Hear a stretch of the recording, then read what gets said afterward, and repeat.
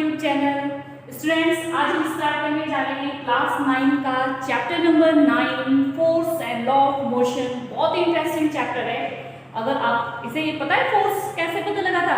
Newton बैठे थे एक दिन एप्पल के पेड़ के नीचे और उनके सिर पे गिर गया एक एप्पल।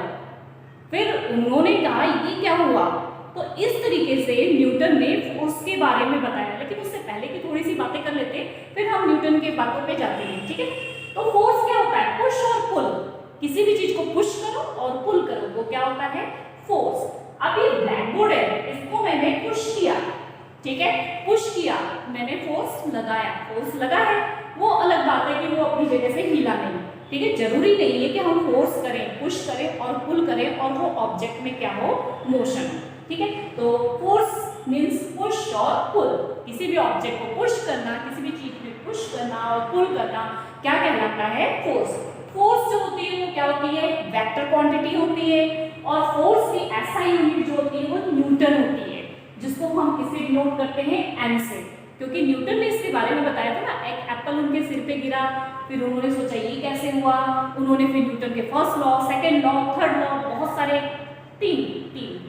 ठीक है, उसकी बात हम बाद में करेंगे। पहले आज हमारा इंट्रोडक्शन चैप्टर है, तो इसके बारे में आपको थोड़ा सा कर लेते हैं, बता देते हैं। वेक्टर क्वांटिटी है, इसकी यूनिट जो है न्यूटन है। फोर्स तो वैसे बहुत सारे टाइप के होते हैं, लेकिन यहाँ हम कुछ टाइप के देखते हैं। एक होता है नॉन कॉन्टैक्ट फोर्स, एक होता है कॉन्टैक्ट फोर्स। ठीक है, तो नॉन कॉन्टैक्ट फोर्स क्या होता है? जिसके कॉन्टैक्ट में आए बिना फोर्स लग जाए वो क्या होता है?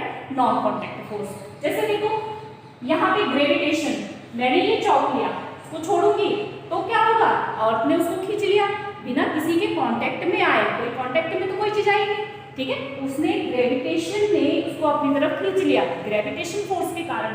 तो वो कैसा फोर्स हो गया? बिना कांटेक्ट के फोर्स लगाए, इसलिए वो कौन सा फोर्स कहलाएगा? Non contact force. इस तरीके से आपको पता होगा इलेक्ट्रोस्टैटिक फोर्स। इलेक्ट्रोस्टैटिक फोर्स जब किसी चीज को हम आपस में रब करते हैं। सिंपल सी एग्जांपल, आप एक रूलर लो, स्केल, उसको अपने सूखे बालों पे रख लो, छोटे छोटे टुकड़े कर लो और उसके पास लेके जाओगे तो दूर से ही उस कागज को, उस पेपर को अपनी तरफ क्या करेगा? खींचना शुरू कर देगा। तो वो कौन सा फोर्स होता है? Electrostatic force. क्योंकि उसके अंदर जो है आयंस आ जाते हैं, अपोजिट आयंस आ जाते हैं, जो एक दूसरे को क्या करने लग जाते हैं? अट्रैक्ट करने लग जाते हैं। इसी तरीके से मैग्नेटिक फोर्स, फॉर एग्जाम्पल ये मैग्नेट है, साथ में अगर मैंने आयरन ले लिया तो क्या होगा? बिना कांटेक्ट में आए इसको क्या करेगा? खींचना शुरू कर देगा ना। तो वो कौन सा फोर्स हो गया? Non contact force. मींस समझ गए ना, नॉन कांटेक्ट फोर्स, बिना किसी के कांटेक्ट में आए जो फोर्स लगता है उसे क्या बोलते हैं? Non contact force. ठीक है, नेक्स्ट होता है हमारा कांटेक्ट फोर्स। कांटेक्ट हम संपर्क में आके, अब ब्लैक बोर्ड को पुश कर रही हूँ तो कांटेक्ट में आके कर रही हूँ ना, साइकिल राइड कर रही हूँ तो कांटेक्ट में आके कर रहे हैं ना। ठीक है, जो कांटेक्ट में आके फोर्स लगता है उसे बोलते हैं कांटेक्ट फोर्स।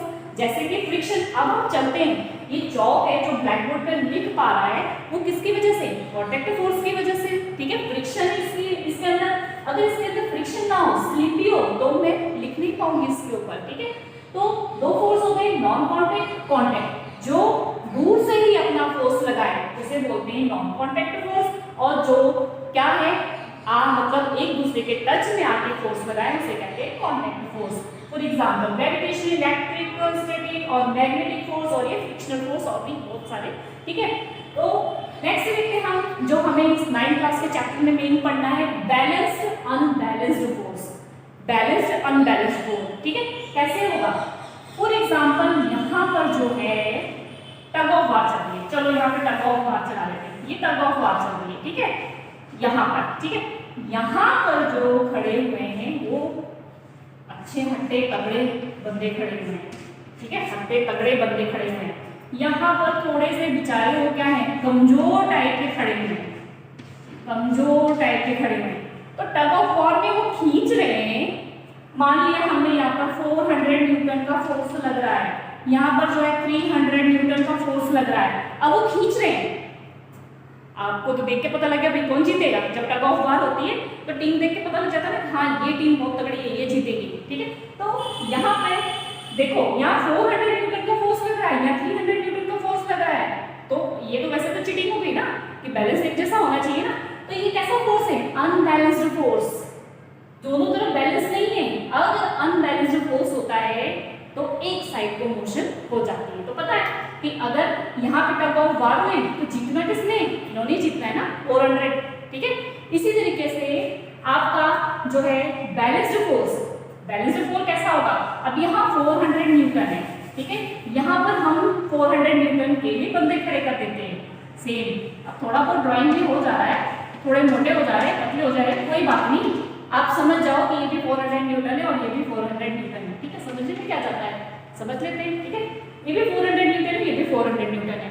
अब क्या होगा, ये भी खींच रहे, ये भी खींच रहे, बट क्या हो रहा है, कहीं नहीं, ये तो रस्सी ही नहीं हिल रही है यहाँ से, ठीक है, ये रस्सी नहीं हिल रही है यहाँ से, तो वो कैसा फोर्स हो गया, बैलेंस्ड फोर्स। अगर वो वहां मोशन आ गया, वो एक साइड को चली गई थी, वो कौन सा हो गया था, अनबैलेंस्ड फोर्स। तो इस चैप्टर में हमें फोर्स के बारे में डिटेल में पढ़ना है कि किस तरीके से फोर्स के बारे में इन्वेंशन हुआ, कैसे कैसे इसके लॉस बने, ठीक है, first law of motion, second law of motion और थर्ड लॉ ऑफ मोशन, तीनों मोशन। फोर्स का फर्स्ट लॉ ऑफ मोशन, इसके लिए फोर्स को ऑब्जर्व करा सबसे पहले एरिस्टोटल फैलेंसी ने। इन्होंने ऐसा ऑब्जर्व किया कि कोई ऑब्जेक्ट अगर मूव कर रहा है तो वो मूव ही करता रहेगा जब तक उस पर कोई एक्सटर्नल फोर्स ना लगे। उसके बाद एक्सपेरिमेंटर थे गैलीलियो गैलीली, इन्होंने ये एक्सपेरिमेंट करके अपनी बातों को रखते थे, बिना एक्सपेरिमेंट के नहीं रखते थे। तो इन्होंने एक्सपेरिमेंट किया कि अगर कुछ इस तरीके का ट्रैक बना दिया उन्होंने, ठीक है, यहाँ पर उन्होंने एक बॉल को रखा और उस बॉल को ट्रैक इतनी दूर वो क्या कर रहा है, मूव कर रहा है, ठीक है, उसी ट्रैक को अगर कुछ ऐसा कर दिया तो यहाँ तक मूव किया, उस ट्रैक को अगर ऐसे कर दिया तो वो और दूर तक क्या कर रहा था, मूव कर रहा था। इट मींस उस बॉल को रोकने के लिए कोई ना कोई एक्सटर्नल फोर्स लगा, जिसकी वजह से वो बॉल क्या होगी, रुकेगी। जब तक हम उससे कोई एक्सटर्नल फोर्स नहीं लगाएंगे तब तक वो बॉल रुकेगी नहीं। इन्हीं की बातों को ऑब्जर्व करते हुए न्यूटन ने जो है फोर्स लॉ ऑफ मोशन के 3 लॉ दिए, first law of motion, second law of motion and third law of motion. जो फर्स्ट लॉ ऑफ मोशन है उसी को इनर्शिया ऑफ मोशन भी कहते हैं, ठीक है। तो पहले हम देखते हैं first law of motion, Newton ने दिया क्या था, न्यूटन वही न्यूटन की फिजिक्स के ऊपर एप्पल गिरा था, ठीक है। तो न्यूटन ने ऑब्जर्व किया, गैलीलियो गैलीली के एक्सपेरिमेंट को भी ऑब्जर्व करके उन्होंने फर्स्ट लॉ ऑफ मोशन पहले दिया, ठीक है। 3 लॉ दिए। फर्स्ट उन्होंने कहा कि an object remaining in state of the rest or of uniform motion in a straight line unless compelled to change the state by an applied force। उन्होंने कहा कोई ऑब्जेक्ट अगर मोशन में है तो मोशन में ही रहेगा, अगर वो रुका है तो रुका ही रहेगा जब तक उस पर कोई एक्सटर्नल फोर्स न लगे। फॉर एग्जांपल ये फ्लोर है, फ्लोर पे ये बॉल है, तो बॉल पे जब हम पुश करेंगे तभी वो क्या होगी, बॉल फोर्स लगाया हमने, बॉल क्या हुई, आगे को मूव किया, ठीक है। तो जो मूव की उसी को हम बोलेंगे क्या कि फर्स्ट लॉ ऑफ मोशन, कि हमने इस पे फोर्स लगाया और फोर्स लगाने के बाद ही ऑब्जेक्ट जो है वो आगे की तरफ गया, ठीक है, नहीं तो ऑब्जेक्ट क्या था, वो रेस्ट में ही था। इसी तरीके से अगर हम दूसरा देखें कि अगर ये ऑब्जेक्ट मूव कर रहा था कहीं ना कहीं क्या हो गया, ये रुक गया कहीं ना कहीं जाके, तो रुका क्यों, क्योंकि उसको रोकने के लिए एक फोर्स लगा। कौन सा फोर्स लगा, इसको रोकने के लिए यहाँ पर फ्रिक्शनल फोर्स लगा। ये जो आपने देखा होगा ना, अगर कोई फ्लैट है बिल्कुल चिकनी जगह, तो वहां पे बॉल अगर आप फेंकोगे तो वो क्या होगी, बहुत दूर तक जाएगी। लेकिन अगर कोई थोड़ी सी ऊबड़ खाबड़ सी जगह हो, अनबैलेंस्ड हो, तो वो क्या होगी, जल्दी जाके रुक जाएगी। तो डिपेंड ऑन फोर्स पे, तो यहाँ पर बॉल को फोर्स लगाया, बॉल आगे, ठीक है, आगे फ्रिक्शन में उसको फोर्स लगाया, उसको क्या किया, रोका। It means first law of motion क्या हो गया कि ऑब्जेक्ट जब हम उसको फोर्स लगाएंगे तभी वो आगे मोशन में आएगी, और अगर मोशन में कोई ऑब्जेक्ट है जब तक हम उसको रोकेंगे नहीं तब तक वो रुकेगी। तो फर्स्ट लॉ ऑफ मोशन को हम इनर्शिया ऑफ मोशन भी कहते हैं। तो देखते हैं इनर्शिया ऑफ मोशन और उसकी डिटेल्स। नेक्स्ट पढ़ेंगे हम इनर्शिया। इनर्शिया क्या होता है, इट इज द, ये लॉ, फर्स्ट लॉ ऑफ जो मोशन है उसी से रिलेटेड है, मतलब फर्स्ट लॉ ऑफ मोशन को ही हम इनर्शिया ऑफ मोशन कहते हैं। तो it is the property of an object to resist the change in its state of the rest or uniform rectilinear motion. Rectilinear motion, rectilinear motion का मतलब होता है straight, बिल्कुल सीधा जो जाता है, स्ट्रेट जाता है, उसे बोलते हैं रेक्टिलिनियर मोशन। ठीक है, तो मींस जो उसकी प्रॉपर्टी होती है ऑब्जेक्ट की, डिपेंड करती है कि वो ऑब्जेक्ट रेस्ट में है या फिर मोशन में है। वो किस पे डिपेंड करता है? उसके इनर्शिया पे डिपेंड करता है। इनर्शिया क्या होता है? ऑब्जेक्ट के directly proportional to the mass होता है, मतलब जितना ऑब्जेक्ट का मास होगा उसका इनर्शिया भी उतना ही होगा, डायरेक्टली प्रोपोर्शनल। मींस अगर मास ज्यादा होगा तो इनर्शिया भी ज्यादा होगा, मास कम होगा तो इनर्शिया भी कम होगा। तो इनर्शिया हमारे हैं 3 टाइप के, inertia of rest, inertia of motion, inertia of direction. तो फर्स्ट हम करते हैं inertia of rest. Inertia of rest में आपने देखा होगा ना कि आप जब कैरम बोर्ड खेलते हो, ठीक है, कैरम बोर्ड फॉर एग्जांपल समझ लो, तो उसमें क्या होती है, उसमें आपकी जो गीटियां जो बोलते हैं, ठीक है, वो इस तरीके से, मान लो ये है, यहाँ पर ऐसे ऐसे एक दूसरे के ऊपर रखी होती है, ठीक है। फिर जब यहाँ से हम स्ट्राइकर मारते हैं तो क्या होता है, ये सारे आगे तो नहीं चले जाते हैं, वो क्या होते हैं वहीं पर गिर जाते हैं। क्यों गिर जाते हैं? क्योंकि वो रेस्ट में रहते हैं। रेस्ट में रहने की वजह से वो क्या होते हैं, वहीं पर गिर जाते हैं, आगे को मूव नहीं कर पाते। ऐसे एक और एग्जांपल, ये आप एक्सपेरिमेंट घर पे भी करके देख सकते हो। ये फॉर एग्जांपल एक ग्लास है, ठीक है, ग्लास के ऊपर हमने एक कार्डबोर्ड रखा है, कार्डबोर्ड के ऊपर एक कॉइन रखा हुआ है। कॉइन रखने पर जब हम कॉइन को फ्लिप करेंगे ऐसे, सॉरी, जब कार्डबोर्ड को फ्लिप करेंगे तो क्या होगा, कार्डबोर्ड तो आगे चला जाएगा, लेकिन वो कॉइन जो है, क्योंकि कार्डबोर्ड हमारे फिंगर के टच में आया इसलिए वो मोशन में आ गया, बट जो कॉइन है इसके साथ रेस्ट में था वो वहीं रह गया और वो क्या होता है, ग्लास में गिर जाता, वो नहीं आगे जा पाता है। तो ये तो एग्जांपल हो गई हमारी inertia of rest. I hope आपको अच्छे से समझ आ गया।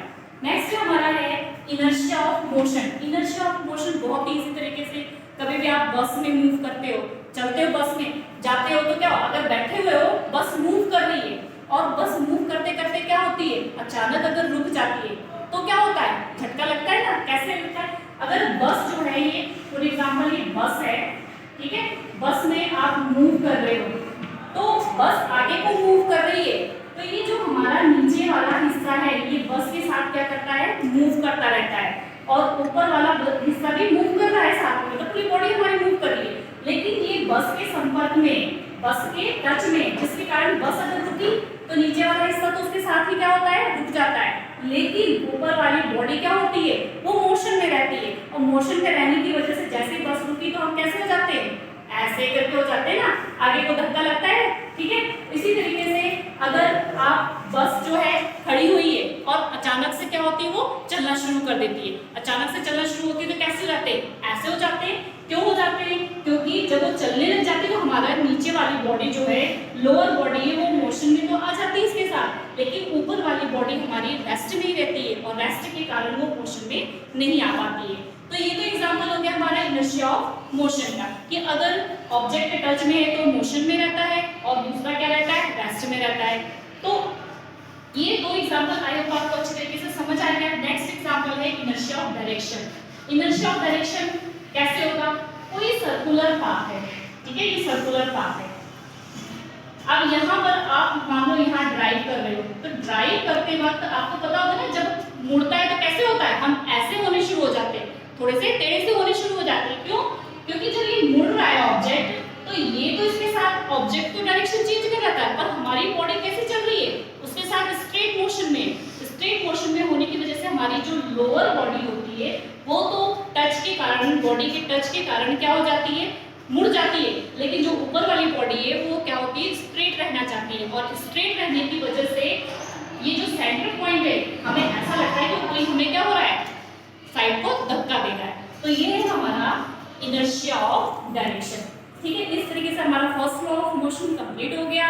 इनर्शिया मास पे डिपेंड करता है। अच्छा, एक एग्जांपल है आपके लिए कि अगर हमें 5 रुपीज का कॉइन लिया हुआ है, उसके बाद हमने लिया है 1 रुपीज का कॉइन, तो किसका इनर्शिया ऑफ मास ज्यादा होगा। आपको पता है इनर्शिया ऑफ मास जो है 5 रुपीज कॉइन का क्या होता है, वेट ज्यादा होता है, और 1 रुपीज कॉइन का वेट क्या होता है, कम होता है। इसका मास ज्यादा है, इसका मास कम है, तो जिसका मास ज्यादा होगा वो क्या होगा, उसका इनर्शिया ज्यादा होगा, जिसका मास कम होगा उसका इनर्शिया क्या होगा, कम। क्योंकि हमने पढ़ा यहाँ पर कि इनर्शिया ऑब्जेक्ट का किस पे डिपेंड करता है, उसके मास पर, वो क्या होता है, डायरेक्टली प्रोपोर्शनल।